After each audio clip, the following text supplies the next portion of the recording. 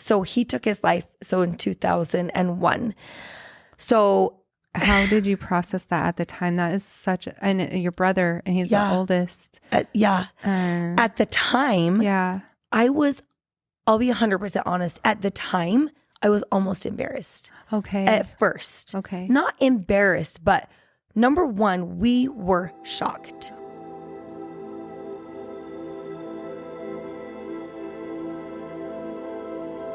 Hello, everyone. Thank you for joining. I'm Erin Andrus. This is Cleansing the Human Experience with Sanctuary Holistic Wellness. Today, I'm so excited. I have Miss Amber Green on the podcast. Hey, Erin. Amber is an incredible person. Ever since I met Amber, and anyone who knows Amber, there is just an automatic happy energy that beats the entire room that she is in, and anyone that's around her they feel it. We know it. And she's it's like sunshine in the heart space, just joy. So I love you. Thank you. Yes. And so I wanted to have you on so that we can openly discuss how about your energy and how it takes what you do, and all the good things wrapped around being joyful and the energy that it gives you, along with a lot of other things. So thank you for being on. Thank you so much, Erin. Yeah. I'm really excited to be here. I'm honored to be here. So super excited to get into it. And then, so Amber is an incredible workout guru.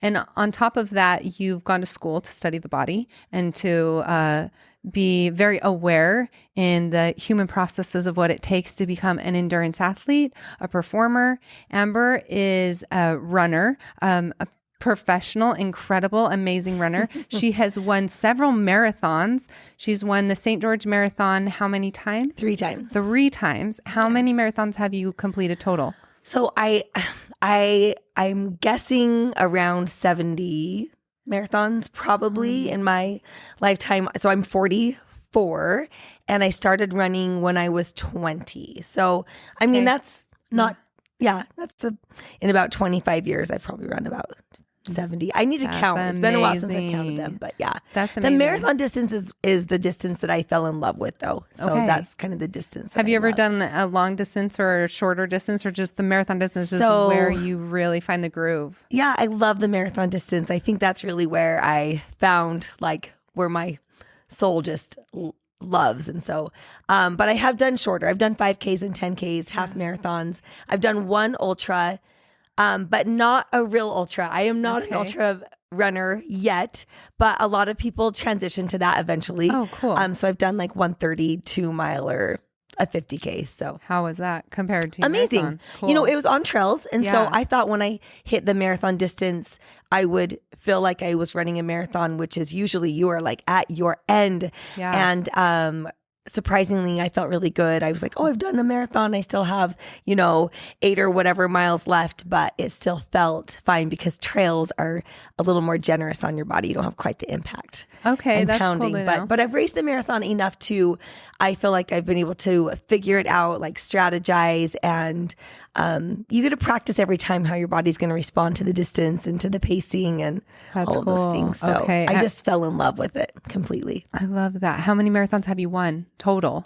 I don't know. I've won quite a few Utah marathons, like Park City, Ogden, Utah Valley. They used to have one called Tri-State Marathon, and it took in Arizona, Nevada, and Utah. So I don't know. I don't know how many I've won, but mostly local. Yeah. But I've competed a little bit nationally, like in Boston and Japan and California, but on a sub-elite level. Yeah. That's is so fun. It's been such an honor. It's been so fun. That's very cool. Okay. And what's your fastest time? Fastest marathon ever. 2 hours, 35 minutes, and 35 seconds. That is incredible. It's fun. That is cool. It's fun. Okay. And you do it with a smile on your face. I've never not seen you peppy, energized, ready to go. I mean, even I feel like if there's, like right now, let's talk about this. You're subbing. You just subbed so many classes because we have a teacher out at BHawk. Amber is a teacher. She does a lot of workout classes. How many classes do you teach a week? It depends. So my voice is very raspy right now. That's what I was getting to, 'cause usually you just taught so many. Yeah. So usually my voice is, it's tolerable when I'm just teaching my normal classes, but I've been subbing. And so it's a little bit raspy, but grateful I love teaching fitness. So I teach, I don't know how many, I think I teach about 17 to 20 a week. Yeah. Just normal, but they're not all physical. Some of them I'm just coaching. I'm on a microphone coaching treadmill workouts and HIIT workouts and heart rate classes. And then I teach some recovery classes. So fascia and yoga. Constantly speaking. But constantly using my voice. Yes. So I have to be a little bit careful on keeping my voice and healthy and okay. Yeah. And like right now it's raspy, like you said. It's raspy. From So teaching extra and all thank good you for things. being patient with Oh, that. yeah. Of course. Well, thank you for teaching so many classes. I love it. I'm obsessed with Amber's classes. Anyone who knows me knows I go to BHA every single day, and I look forward to Amber's class. It's phenomenal. And the way you instruct, the way you conduct even the music to everything, the cues and the workouts, it's so fun. Anyone who needs a good workout, you come to Amber's number class. one, it has to be fun. Yeah. And honestly, almost every class that I teach, I like to preface that with I welcome my students in. I let them know who I am.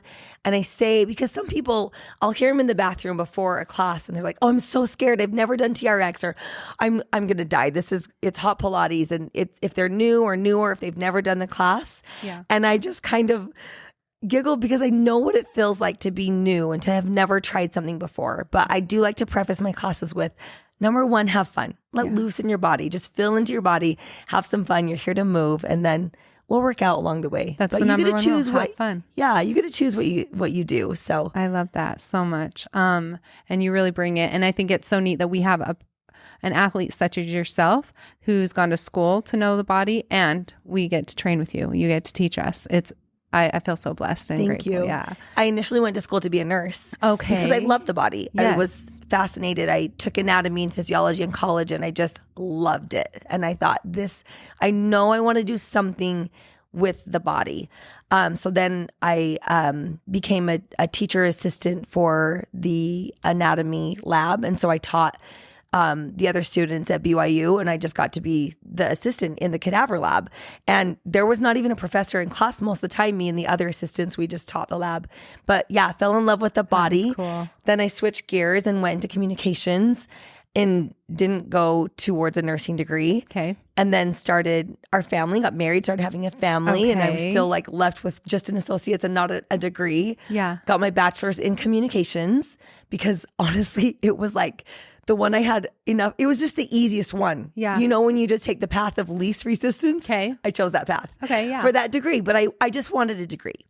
And then I went back to school and got a master's in sports conditioning and performance. Very cool. So I switched from nursing into fitness. Yeah. But by that time, I had already been certified in so many fitness classes, in spin and Pilates and CrossFit and kettlebell and in a lot of different fitness avenues. And I had already had a lot of years of running. Very and cool. then I wanted to coach and just pivot into fitness. So I got my master's degree in sports conditioning and performance. And yeah, it aligns. It's Very exactly what I want to do. I love So that. I love it. When you were pregnant, would you run? So a little bit, but actually no. Okay. We have 3 sons. Yeah. Our oldest is 21. And so I started running 24 years ago. So maybe 3 years before I even got pregnant, I began running. Okay. I was a new runner. I had never run over 3 miles. I had gone to a few track practices in high school, but I was never a runner. I was fairly fit, but I wasn't into fitness. So how old were you when you said you really started 20? Well, when I started running, I signed up for the St. George Marathon, and I really thought I would just do one. So I trained with a friend. Okay. We completed it. It was 4 hours. What made you want to do minutes. it initially? Honestly, I just thought I couldn't. Okay. Okay. And I was scared of suffering. Okay. And I honestly didn't know how anybody could run that long distance without dying. I literally thought I just wanted this is amazing. So I hearing wanted this to see from you. how it felt. Yeah. And you did 4 hours and 20 minutes. 4 hours and 23 minutes. That's amazing. So I mean, it's reasonable for a first marathon. Yeah. The average marathon runner, like in the world, is about 4.5 hours. So if you're in that range, you are among like the general population of marathon runners. Okay. When I was like 12, my mom ran the St. George Marathon. And I do vividly remember we lived along the marathon course at that time. And I remember cheering for her. Yeah. I remember her cute little pink and like yellow and colorful shorts her and her sister wore together. So I remember that in my mind. And my mom, you know, she liked walking, but she wasn't like she still to this day isn't like huge into fitness, more just into calm, relaxing type of things. And so when I was in college at 20, I thought, if she can do it, I can do it. Yeah. So I had seen her do it, even though she wasn't like really into fitness. So really that first marathon, I just wanted to complete one. And honestly, when I hit mile 21 of the marathon, I for sure made the promise to myself, this is the last one. Because you get to that point where, I mean, they say you hit the wall, but there are, in almost every marathon, there are points where you are just suffering. You're just in pain. And you question every reason that you signed up for this thing. And you paid money for this thing. And do you ever cry during a marathon when you're in that pain? I don't think I cry. Okay. Yeah. Yeah. Just so process and probably not to tears, but definitely pain, the pain cave. And it's different every marathon. Some of them are, you know, more painful than others, depending on the terrain or how well you've trained, or honestly, just depending on if it hits on a good day. Right. So there's this rule of thirds that when I coached cross country at a local high school here, and I always reminded them of the rule of thirds, because a third of the time, and I've heard this generalized in like relationships, like in your marriage or in other aspects, it's the rule of thirds. A third of the time, it's going to be amazing. In fitness, a third of the time, you might nail your workout. You might nail that pace or that run that you wanted. You might have the best race a third of the time. But then another third of the time, it's just going to be average. Yeah. You're going to go do that workout and it's just going to be so-so. And then a third of the time, it's going to be terrible. And you're going to feel terrible. You're not going to hit your paces. You're not going to hit your goal. So a third of the races can actually be terrible if you look at it that way. Okay. But I think every long distance run, every marathon is hard just by virtue of the length of the race and the intensity and depending on what you put into it. So I did vow that first race, I would never do another one ever. And so I finished it. Yeah. And I don't think I ran for like another year. Really? I was just like, no, I am done. And that was hard. And what sparked you back into it? So then I think I just casually started running again. What really sparked me into it was so then I got married, got pregnant. I did not run at all through my pregnancy. I really was not that fit. Okay. So after I had our first son, I was living next to a friend who became one of my close friends, Aubrey Hunter, and she had just had a baby too. So we started running together after our babies were born. And it was just kind of our out in the morning before we took care of our children. Yeah. Our newborns. Get your little workout in. Yeah. So we'd go running in the mornings, and that just evolved. But what I realized, why I kept running and how I went from like almost a 4.5 hour marathon to like almost a 2.5 hour marathon. Yeah. And now I've competed in the Olympic trials twice. So amazing. I've traveled all over. Now my job is fitness. I can be a coach. I've run and you so had much. No idea. I had no idea at the time. I never ever. I mean, Olympic trials was so far from my mind. Winning a marathon was so far from my mind. But the evolution came because of how I would feel when I got home from a run. Okay. I was like, oh, I feel so good. I feel happy. I feel clear. I had so much energy. Okay. And so I would, go throughout my day. Yeah. And the days I ran, I felt good. The days I didn't, I felt like, okay. But what I realized, there's like a low level, I get depressed if I don't run. Okay. And running is the one thing that lifts me and it makes me feel free. So I love hearing that you're a little bit more normal inside than because I thought there was no depression inside of you ever. You're just a ball of joy always, right? Whenever anyone sees you, you're just beaming. Okay, tell us about the depression a little bit that you can sometimes go through and that you have to shed. I think, as humans, I feel like this human experience, we all have sad days, hard times, the ebb and flow sometimes are harder than others. But I think when I started running, I realized that I always had maybe a low level of I don't even know if it's sadness, but just kind of like heaviness. Okay. Yeah. Right? Yeah. What would you say your biggest trauma has been in life? So trauma. So up until that, well, at that time, so when I was 20, Yeah. before that, my oldest brother had committed suicide. Okay. And my parents got divorced when I was 17. How old were you when you committed suicide? So I was 20. Okay. I'm Yeah. and 20, I think I was almost 21, but I was 20. Yeah. Corey. His name's Corey. Yeah. His name's Corey. Yeah.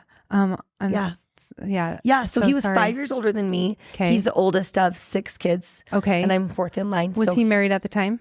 He was divorced. Divorced. So he had been married. Okay. Has twin boys. Okay. And was kind of recently divorced when he took his life. And so he was 25. Okay. Yeah. Do you ever get suicidal ideation when you get in your depression or thinking about your brother? How does the depression go with you? Okay. I personally don't get suicide ideation. I think the only time that I was low enough to even think this life is not even worth it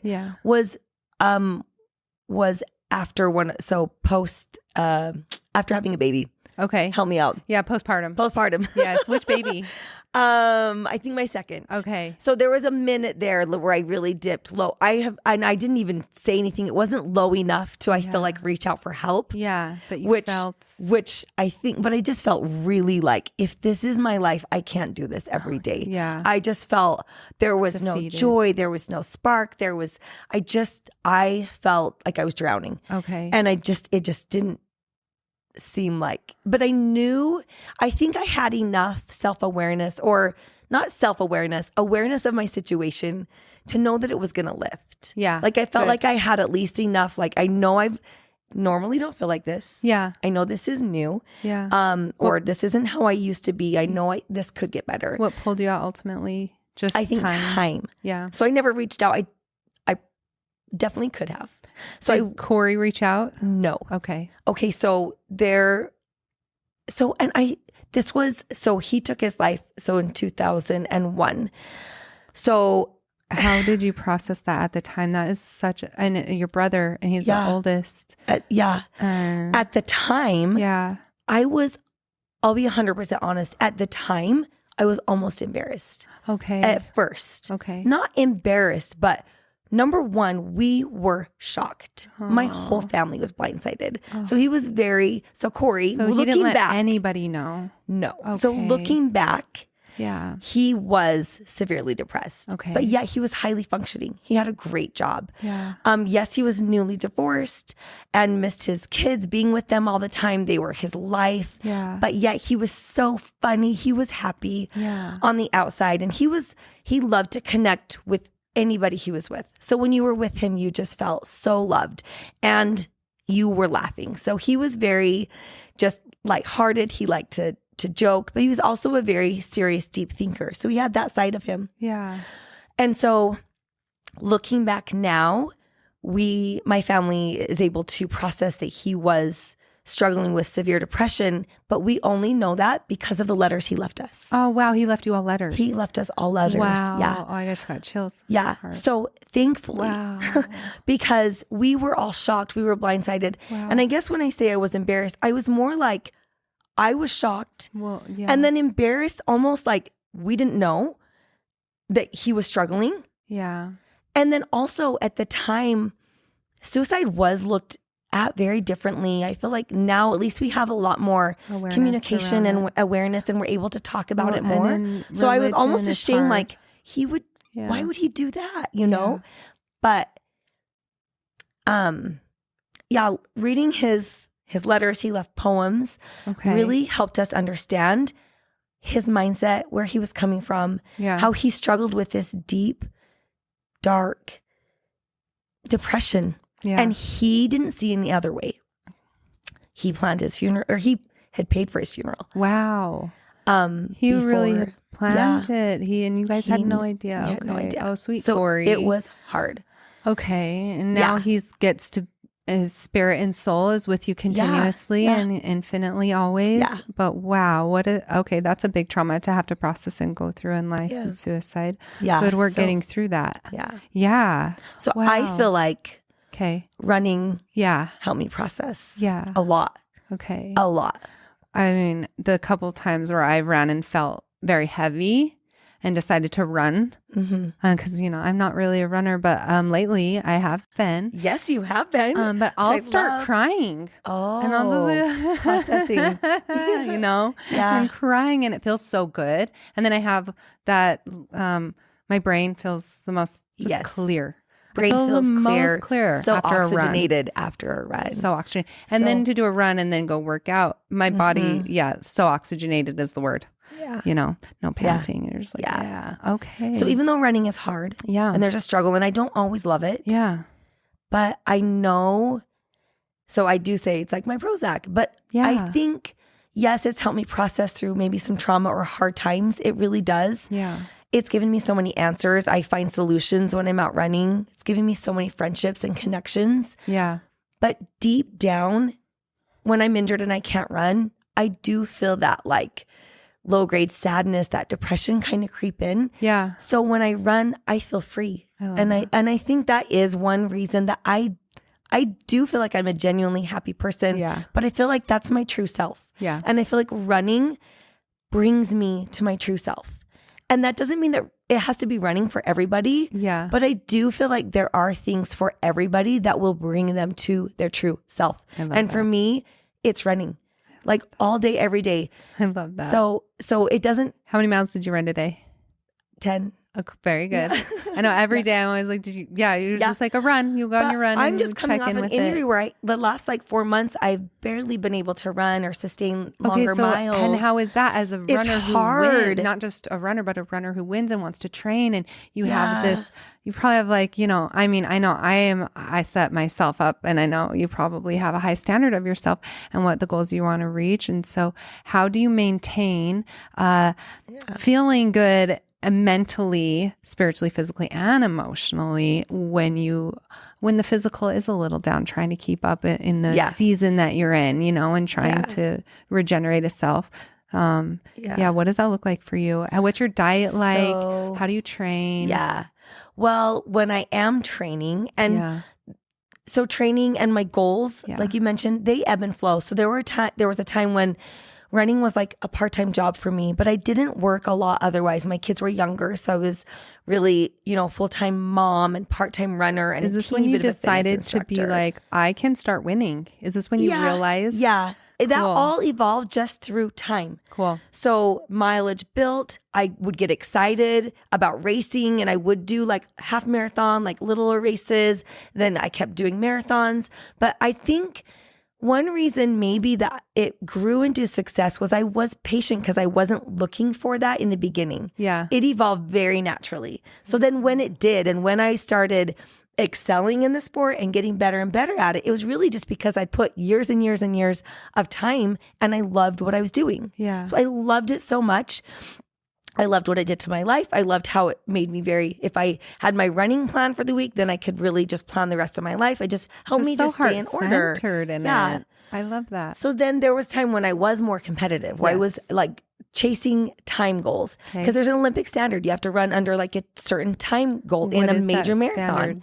So it changes every Olympic cycle. So every 4 years it changes. Okay. So in 2016, when I first qualified, it was under 2 hours and 43 minutes on a certified course. So it just can't be a downhill course. It has to be a legitimate course. So most of the time you have to travel outside of Utah to find one. How much do you have to train for that? A lot. So it was like a part-time job. Yeah. So I was running at my very peak. I was running up to 130 miles a week. Wow. 100 to 110 miles is more, I would say, more sustainable and what most elites or sub-elites hover around 100 to 110 miles a week. Okay. Some can compete really well off of 70 miles a week. Some stay in the 130 plus miles. It just depends on how your body holds up. Some elite runners will do more cross training just to help them stay injury free. So when you're trying to stay at that elite level, you're always riding that line of injury. And you're always trying to avoid injury, but get the best out of yourself. Okay. So it's a tricky balance. Very. And it's kind of fun. It's intriguing, but then you get injured and you're like, shoot, looking back, I know what I would do different. Is it your diet? Yeah. And I always think that. Yeah, a lot of it has to do with diet. Yeah. So I've had multiple stress fractures from running. Okay. The pounding, but also like my diet maybe just being low. Yeah. In vitamin D or in calcium or other things that, would have supported my body better. But everything I've gone through is just a learning process. I've had plenty of injuries, plenty. I've had a hamstring tear. I've had surgery. I've had a lot of injuries through the process. Okay. And training at an elite level. And it's been a really fun journey, but but the ebb and flow of it. So when I can't run, then I look for other ways that help me fulfill the need to move, the body in motion. So and I can did you pull say run. right now are you nursing an injury right now? I'm pretty good. I'm just on the other end of one. So Very good. Yeah. Okay. So January I took really, really easy. Okay.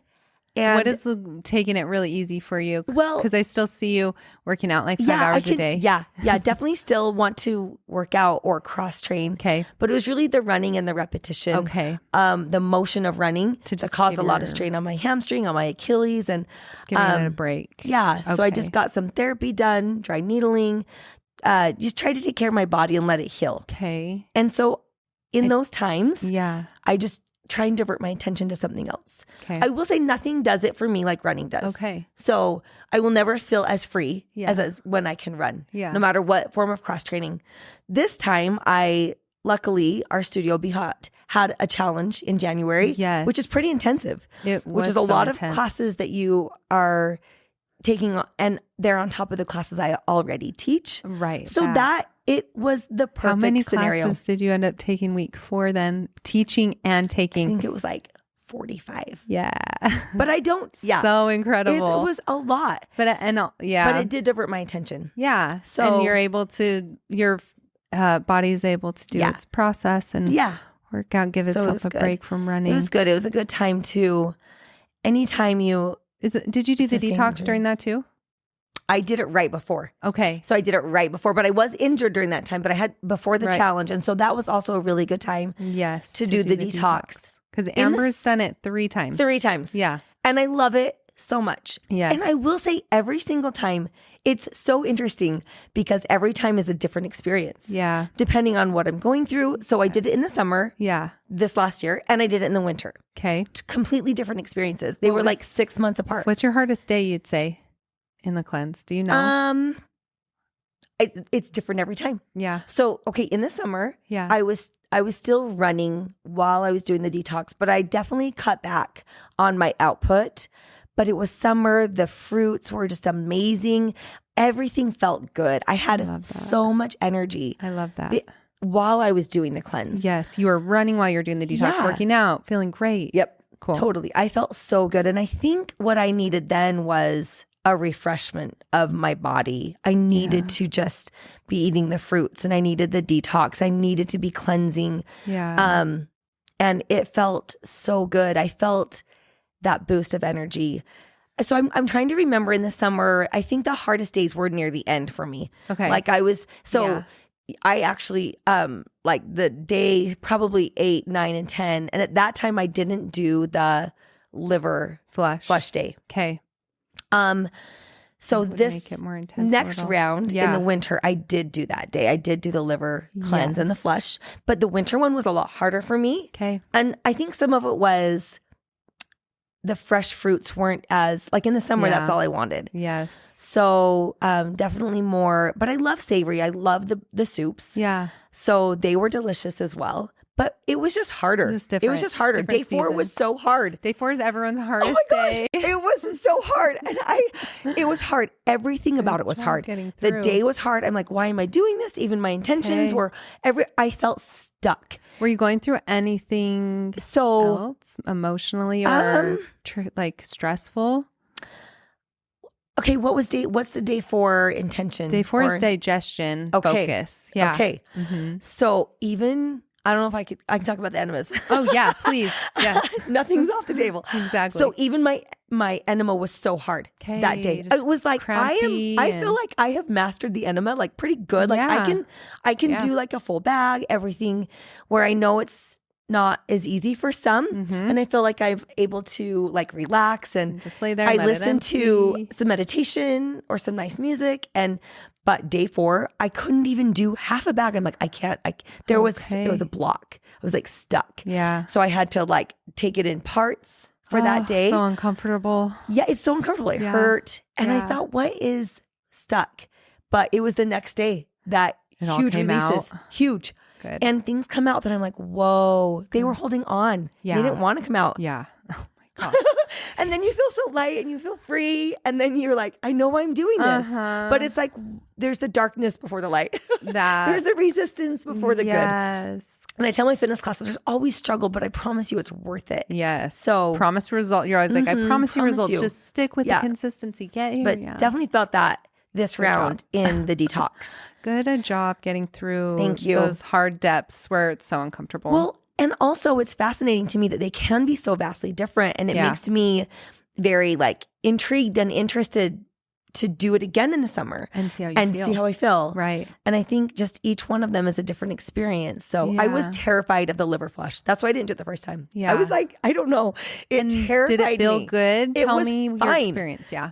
I had heard of others' experience of being like really nauseous and Yeah. really sick. And so I thought I better take the next day off. It was Yes. a Thursday. So I remember I'm like, Because okay, you have I'll take so the day much off. going on. You want to make sure you feel good so you can do Yeah. all your things. So I ended up taking the morning off, but the night I slept really well. I was like semi nauseous, but not too bad. Good. Yeah. And in the Good. morning I had a great, like I released some stones and it was like, I love that. it was fine. It was Yes. very, I just want to say it like, it seemed seamless. Like yeah. it's not that it's completely comfortable, but it Yeah. was very doable for me. Have you, then did I you went do to any classes that day. colonics?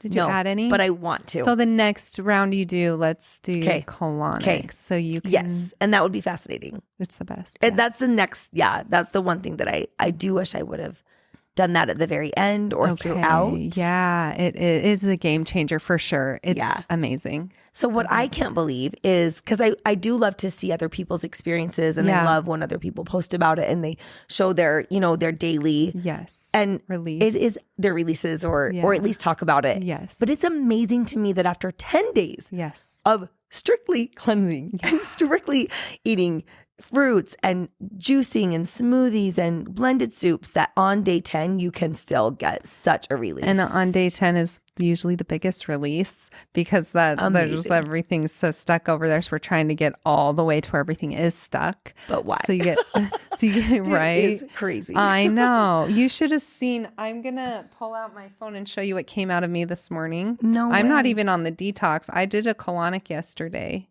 Okay. Okay. No. An 18-inch no. worm Oh, just sitting. oh my. Yeah. Swipe over when I hold it up. No way. Yeah. That was last night. No Mm-hmm. way. Uh-huh. Wow. So and that's just And you're from, not yeah, so that's even- just from a colonic. Oh, sorry, yeah. I was You're just not even detoxing. Let's on- see if I can. So is that without like psyllium binder then? I do take binder every day. Okay, because that helps it come out. Okay. Yeah, I do take binder every day, but also I was monitoring specifically that I had a discussion with a gentleman this weekend that was very uncomfortable. I had to speak boundaries and talk about things that, were really hard for him. I've known this guy my whole life. And so I was meditating all weekend that all of the bacteria and parasites that were attached to him and the frequencies of knowing him are okay to die and be flushed out of my body. And that's what came out a few days later. Wow. So I've been working on that for So do a you few feel like we days. have to be ready to let it go Yeah. mentally? Yeah. But can we let go and not really know? Obviously. Yeah. Then I think it depends on if the pattern comes back around in the thought process or in your cycle, how you can allow choose that to back feed in. into it and how you're going to allow it back in. Yeah. Okay. So, It's so fascinating. Can I ask you a question? of course. So you can take the psyllium binder, you can take that on the daily? Yeah, I do. Okay. Because the whole point of why we eat food is for the body to squeeze out the mineral water and then it dumps everything else. But a lot of times because of the food and the way it's made, our colon's just hanging on to it and it's stuck. And so I just take the binder every night, at least. And I don't do it in the morning unless I'm on the detox and doing it strictly. But I do it every night just to get a nice elimination in the morning and push everything out. Yeah, for sure. But that's me. And I make sure to stay hydrated. I mean, you know my diet. So I stay hydrated. Yes. And tell us about your diet, because you are an athlete and you do take such care of your body. How is the processes of eating for you? So it also ebbs and flows. Yeah. And honestly, I think when I'm running well, performing well, I'm highly motivated to eat better. Yeah. I naturally really love nutritious food. Like my top foods, my favorite foods are like kale, sweet potatoes, broccoli. Like I love, high nutrient dense foods. Yeah. But I will say if I'm not running as much, like I struggle too with like staying on track. Like if I get down or whatever, like of course I want cookies and I want all the things. But it also creates more sadness. It really does. I feel it, but the gut microbiome immediately gets wiped out by that sugar and you're depressed, and then you got to do your workout even harder or this or that. And then, I'm always worried about injury when I go, when I take my diet's never as hydrating as I want it to be. Yeah. So, okay. So even though I know that and I'm aware of it, like that definitely is hard. Like I am human and I am not perfect. Yeah. But I do know with training, my best success has been when I really have stuck to anti-inflammatory foods. Yeah. So if I will avoid sugar, processed foods, oils, high salt, or, processed from like restaurants. Yes.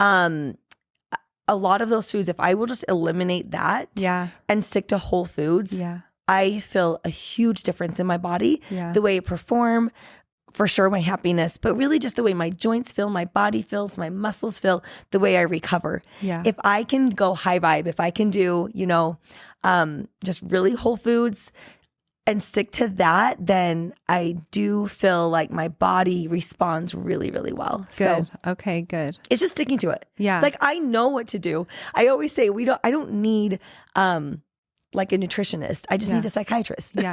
Do you eat meat? I know what to do. I just need someone to help me do it. Yeah. I have been vegan at times. Yeah. I have vegan tendencies. Okay. Cute. I'm not all the way there. Yeah. But it doesn't mean, in my mind, it makes the most sense to be vegan, to not have animal products. It makes the most sense spiritually, emotionally, even physically. Like I don't understand it all, but I do have a high awareness of it. Yeah. I have a lot of nutrition, education, I would say, but that's where I'm saying it doesn't, even with education, I feel like kind of your heart and your soul also help you determine where you're at. Yeah. And I'm definitely on my own journey of awareness and what works for me. Yes. So yes, I do eat meat. Okay. I don't eat a lot. Yeah. I was eating something one day. My son said, "You can't eat that. You're Presbyterian." I'm like, "Honey, I'm pescatarian." You're a Presbyterian. I'm pescatarian. No, pescatarian. So I will say, like, my main sources of fish and eggs. Okay. Those would be my main sources of like. So you're not eating products. red meat a lot, or no? Okay. I don't even prefer it. I don't really. Yeah. I actually don't. Yeah, I don't really even like it that much. Yeah. But yeah, I do have fish and I do have eggs. Okay. And then so I would say I'm like more whole food plant-based. Yeah. Yeah. Maybe I'm 90% vegan. I don't know. Yeah. But it's just a journey. Of course. But also I just go through phases of like being really on point and then really just not. Yeah. And just having grace of like, let's go for this again. Yeah. Let's try again. Yeah. Of course. I love that. Yeah. I think that's so normal. Everybody feels the ebbs and flows and the conditions and cycles. Right. Always. Yeah. So the 10-day detox though. Yes. So here's the deal. What I realized in 10 days is that I'm never consistent enough in my regular day. Like I kind of ebb and flow. Like I really have a really good base, I think, foundation of healthy eating. But the detox helps me be aware that when I really am consistent and I'm dedicated to something and I stick with that, like my body thrives, being dedicated. And that's where when I did the one in the summer, it felt so amazing. Yeah. I just felt like I was just really... in your dedication to yourself. Yeah. It just felt really good to stick with it. So. Oh, I love that. Yeah, it was so good. Okay, good deal. Yeah. And you have 3 sons. Mm-hmm. And how long have you been married? almost 23 years. That's amazing. Yeah. I love that. Yeah. And you have how many siblings? There's 6 of us. And yeah, your siblings are so cute. Thank you. They're amazing. I love seeing how you guys all get to work out together. And I don't know, it's just so fun to see you guys. Thank you. Yeah. Okay. And you have a good spiritual practice. Mm-hmm. And what do you feel like? Do you feel like you wake up every day? I mean, I feel like I know you wake up every day with a smile on and just like setting an intention, but do you have a specific mantra or thing in your mind that you wake up to or say to yourself that gets you sparked up? Because you are always really, really happy and everyone feels it. I do have a morning routine. Yeah. And I will say when I am running, then I usually get up and run first thing. So I love to get up and meditate and then go for my run first before I do anything else. So when I'm not running, it is a struggle to even get myself out of bed. Okay. It is a struggle to get out of bed and to be happy and to feel like I can take on the day. Everything just feels really hard and overwhelming. Okay. So little things that don't normally. Yeah.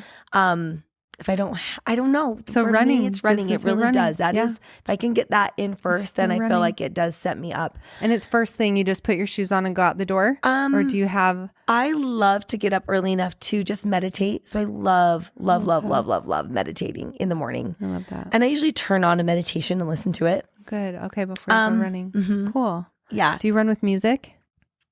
Sometimes. Okay. Yeah. If I'm not with people, Yeah. I'll usually run to a podcast. Okay. Music if I need to do like tempo or anything fast. Okay. Cool. Or just to chill. Yeah. So both. Okay. But no, I'm not always happy. Okay. But I will say I this. can feel it, that there is genuine joy inside of you. It's genuine. Yeah. But I don't think, It's good to know. it's good to, just you know, are like, I normal. think as high as you can be happy, like that's as low as you can be Right. sad. Like it's, Mhm. and I do feel that. And at night I run out of battery. I'm like, okay, I'm so Okay. tired. But I Hit a will wall. say in the situations of being with people, being surrounded by people that I really Yeah. love and that I connect with. So teaching classes, Yeah. it brings me so much joy. So that really does bring me so much true joy. So I am happy to be there. I love that. Truly am. I love that. Yeah. Okay. And speaking to that, you're not always happy. What is the first emotion that arises when you get triggered that's not happiness? Is it grief or sadness or anger? I like to just discuss. I would say probably sadness. Okay. I don't feel anger. Oh, I love know. I that. just don't. That's so lucky. So like even the days that we on the detox when Yeah. you're processing anger, I'm like, I can't even, I'm trying to conjure it up. Like, Yeah. what am I angry at? Yeah. I'm sad about things, Yeah. but it's not my natural tendency to be angry. I love that. Rarely. Like I'm not I'm not angry, but I get sad. I would say like depressed, sad would be the opposite of Yeah. the happy, Okay. for sure. And then you just put on those running shoes. Yeah, that helps. Yeah, for sure. Okay, I That love really that. is for me the key. It really is the key for me. I love But that. but other things help. Honestly, meditation helps a lot. I used to do tapping. It's those small things, but being consistent and routine at it, keeping those up. Yeah. I think that combination Very good. is really helpful. But Okay. Yeah. Amber, thank you so much for being on the podcast. I'm so excited that you're able to do this. And anyone who is looking to reach out to Amber, to follow Amber, to connect with Amber, how can they do that? so my Instagram is greenzgirl1. Amazing. Yeah. And you can find her at Be Or Hot, Be Hot and Summit. I am not, teaching Yeah. classes all day long. Go get it. It's really good. And thank you everyone for joining us today. It's been a really, really great episode. Thanks for discussing suicide and the depths of that trauma and that you're loss. And I love you. Thank you so much, Erin. Yeah. I love you too. This has Yeah. been so fun. I appreciate you. Yeah. Thank you everyone for tuning in. Thank you. This is Cleansing the Human Experience. Until next time, love you guys. Mwah.